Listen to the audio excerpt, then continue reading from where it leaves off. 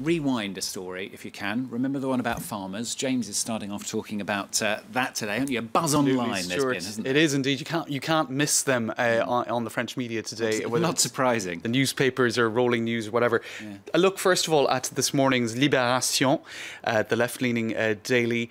Who is eating the most, or who is chomping the most? I suppose you could translate that as. In other words, a lot of this is about overconsumption and the distribution of agricultural products by big supermarkets, etc., which are pushed down the prices, and as a result, the farmers have a difficulty making ends meet. In any case, they're very up in arms about it at the moment. So that was the front cover of Libération this morning. Meanwhile, if you were looking at rolling news channel e-Télé, you saw images such as this down in the south of France, where angry pig farmers let loose some of their livestock in a local supermarket. In a shop. Wow. Indeed. So that's one way of, I suppose, bringing the agriculture closer to the people, or cutting out the middleman, which is, I think, what a lot of them want to do. Yeah. Speaking of this cartoon actually speaks exactly about that, cutting out the middleman, putting consumers directly in contact with farmers. And you can see that guy there lugging home a baguette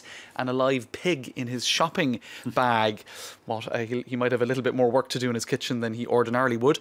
One guy who has set up an organisation called Four Seasons, or Quatre Saisons, not to be confused with the very luxury hotel.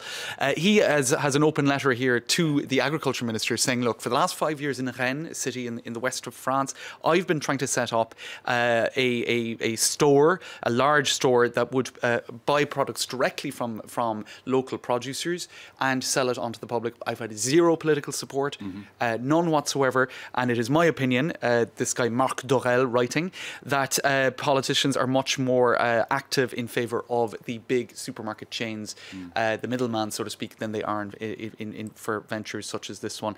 But if you go on to Facebook, you do find a lot of Facebook pages and Twitter pages that are actually doing exactly that, putting the producer, the farmers, directly in contact with the consumer. You even have tweets online saying, look, this is the way to go, what they call panier légumes, or fruit and vegetable baskets that you can buy from local consumers. Better taste, fewer pesticides, and you're buying it locally. So a lot of people online expressing support for those sort of ventures, and others just expressing support for the plight of farmers. Je suis agriculteur. Quite often it gets delivered to you as well, so you don't even need to go. That's right. I think it's increasingly popular even in Paris, definitely, and fresh food. Good plan. Now, good news for French lovers of political satire. We all love a bit of satire, don't we? Les Guignols is not going to be axed.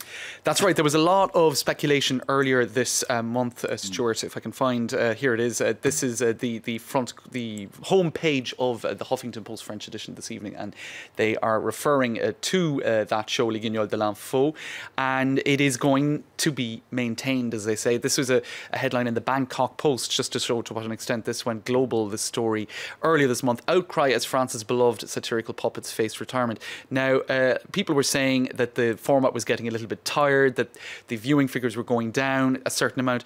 Yet, if you actually look at the figures, they were still quite strong. And so many, I suppose, wondering, was the position, or was the decision something other than purely editorial? Might it have had some political interests? And indeed, Vincent Bolloré, who is pictured here next to Nicolas Sarkozy, he is the I suppose the CEO really of his company, in fact, or the company that he controls, owns Canal+, the Canal+ network. In any case, some saying that his friendship with Nicolas Sarkozy could perhaps have influenced that, because Nicolas Sarkozy is often depicted in a less than flattering manner. And if he's hoping to be elected in 2017, should he be the candidate for his party, perhaps he'd, some would say maybe it's better not to have them around. In any case, they're going to be maintained, but at a slightly later hour, at 10 minutes to 9 p.m, which means that you actually have to have a subscription to the Canal+ channel. Encrypted puppets. Indeed, encrypted puppets, exactly. But they will continue to grace our screens. Glad to hear it, glad to hear it. They are quite fun most of the time anyway. Now, Taylor Swift's new album could rather cause a bit of a stir in China. Does it make a subtle reference to Tiananmen Square?